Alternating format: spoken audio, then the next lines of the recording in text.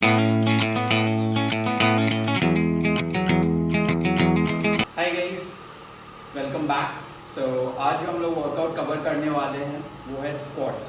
Okay, so I got this query a lot कि sir proper form क्या होना चाहिए स्क्वाट्स में, ब्रीदिंग टेक्निक क्या होना चाहिए स्क्वाट्स में, मेरा फीट का स्टांस कैसा होना चाहिए, how deep I should go for best squats.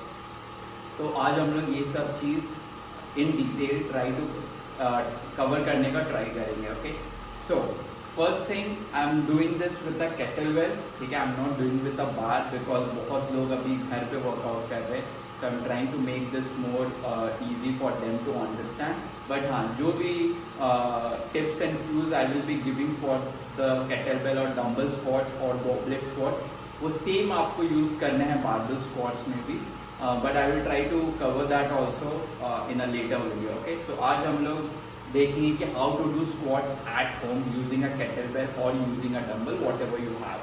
Okay, so squats में स्क्वाट्स करने टाइम आपको दो तीन चीज़ जो ध्यान देने हैं। ठीक है, पहला है कि आपका जो स्टांस होना चाहिए that should be very firm. Okay, so you should be in a stance कि आपको कोई भी आके अगर धक्का देना, so you are not easily you won't fall.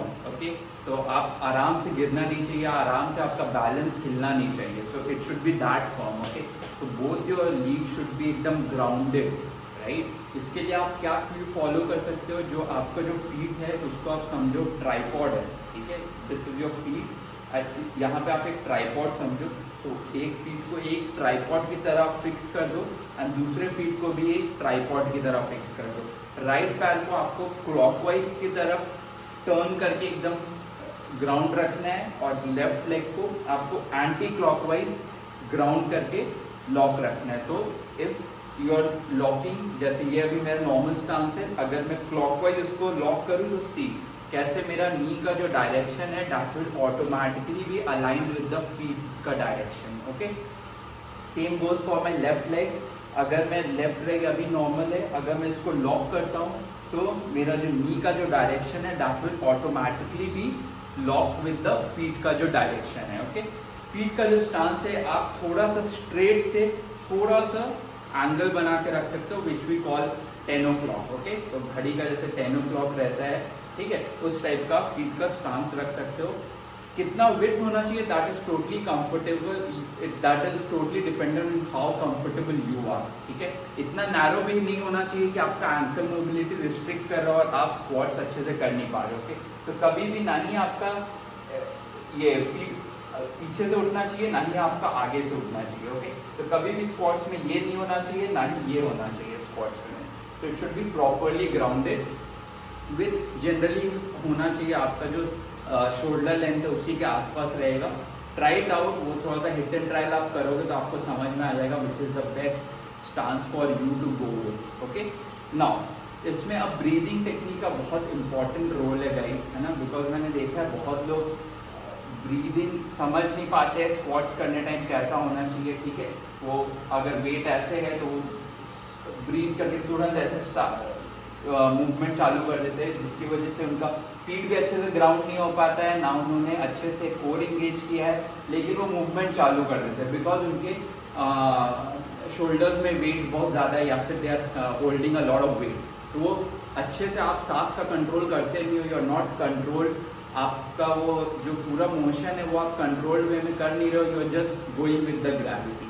तो ये हम लोगों को अवॉइड करना है because I seen a lot of videos people doing this कि वेट डाला बस गए नीचे आ गए, there is no point doing it. Okay, so what I would like you to do is, जब आप ब्रीदिंग कर रहे हो आप पहले तो सांस को मुंह एंड नाक से आपको चेस्ट लेवल तक लेके आना है। Okay, so like this.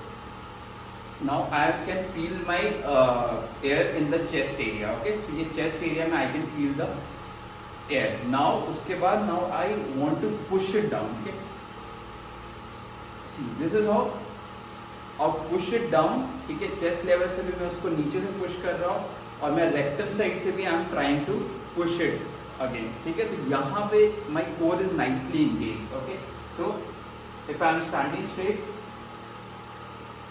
this is where my core is nicely engaged. Okay, if someone wants to punch me, it won't hurt me and मेरा स्पाइन को भी प्रॉपर कंट्रोल मिलेगा। आप ये चीज नोटिस करो कि अगर आपका स्पाइन फ्लेक्शन भी हो रहा है, अगर आपने कोर एंगेज नहीं किया ना, सी हाउ मच फ्लेक्शन, इसी में आपका हर्निएटेड डिस्क इश्यूज हो जाते हैं, ठीक है।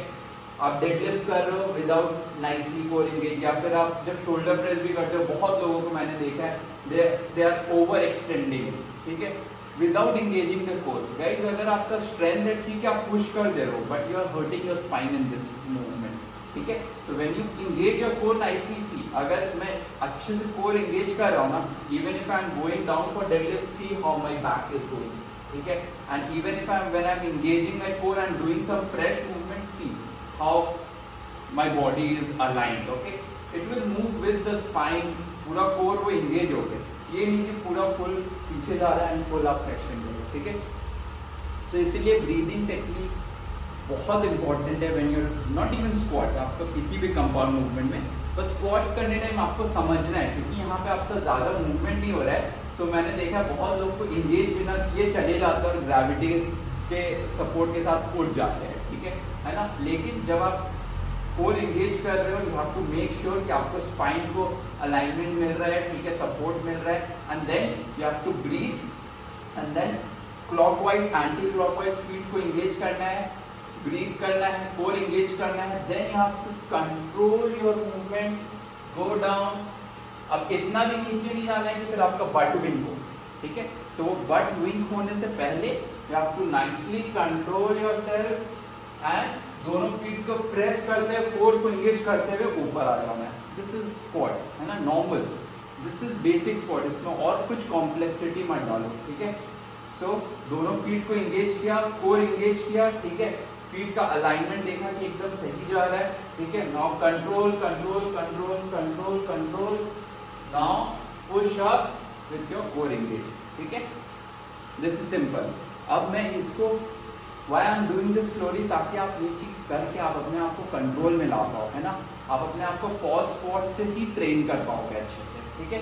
तो what you can do, imagine कि आप 5 to 8 सेकेंड्स ले रहे हो नीचे जाने में, 1 2 3 4 5 6 7 8, देन पुश योरसेल्फ अप, है ना, नाइसली कोर एंगेज ना।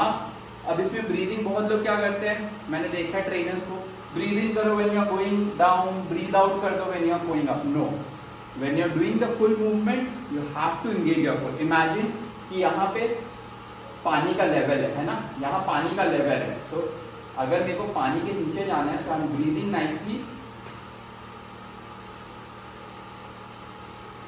फिर जब मैं पानी से बाहर निकलूंगा, then I have to leave my breath.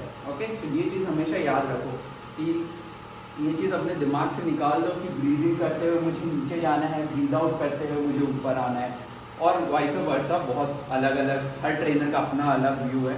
तो डोंट डू दैट वे, है ना। जब भी आप मूवमेंट कर रहे हो, पूरा मूवमेंट टाइप आपका कोर इंगेज रहना चाहिए, that is the proper rule science का, तभी आप अपने आप को इंजरी से दूर रखोगे, okay.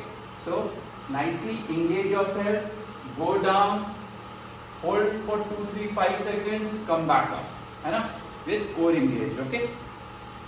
Now I will show you with the weights. 1 2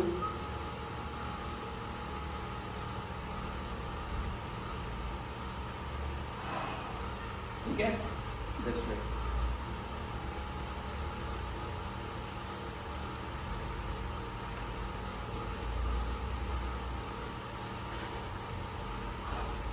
ऊपर आओ, सांस छोड़ दो, अगेन रीसेट योरसेल्फ,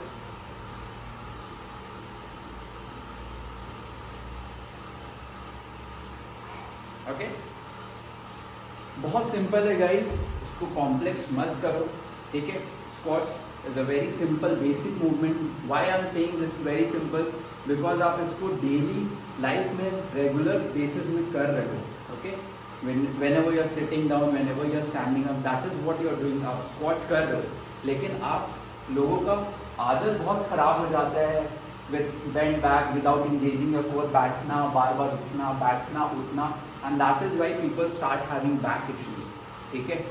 आपको लगता है कि अरे शिट यार, मैंने जिम में तो बहुत ध्यान दे रहे थे, फिर भी मुझे क्यों हो गया बैक इशू या इंजरी, बिकॉज जो आप पूरे दिन भर जो फंक्शनल एक्टिविटीज़ कर रहे हो, वहाँ पे भी आप सेम मूवमेंट कर रहे हो, if you are lifting a ball उस टाइम भी आपको ध्यान देना है to engage your core. If you are sitting down, sitting back up, अगर आप पूरे दिन बैठ के काम भी कर रहे हो, दैट इज अ पोस्चर जहाँ पे आपको अपने आप को मेंटेन करना है, अच्छा स्पाइन का एंगल आपको मेंटेन करना है, आपको कोर इंगेज रखना है। तो ये सब चीज़ थोड़ा सा आप ध्यान दो गई, because then only you will be having a healthy and good life style आगे जाके, ठीक है। So this was pretty much the basic, जिसमें मैंने आपको स्टांस समझाया, फीट का प्लेसमेंट समझाया। अगेन ट्राइपॉड याद रखना है ना, तो पूरा फीट को ट्राइपॉड की तरह स्क्रू करो, ठीक है। राइट लेग को क्लॉकवाइज, लेफ्ट लेग को एंटी क्लॉकवाइज।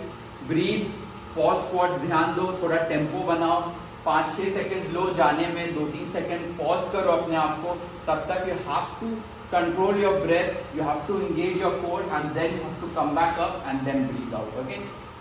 जैसे स्विमिंग में होता है, पानी है लेवल, वो पानी लेवल के नीचे जाना है, you have to control your breath, when you come back up breathe out, again breathe in, go back down, swim, वापस बाहर आना। तो सेम चीज आपको स्क्वाट्स में करना है, ठीक है। Now if you guys have any doubt, any queries, leave it in the comment section below. I will try to resolve it, and please guys save this video and share it with your friends and whoever you know that is doing wrong or usko seekhna chahiye or is a beginner. Please share this video with them and it will be a great help for me. And thank you, stay safe, stay home, and see you guys in the next video.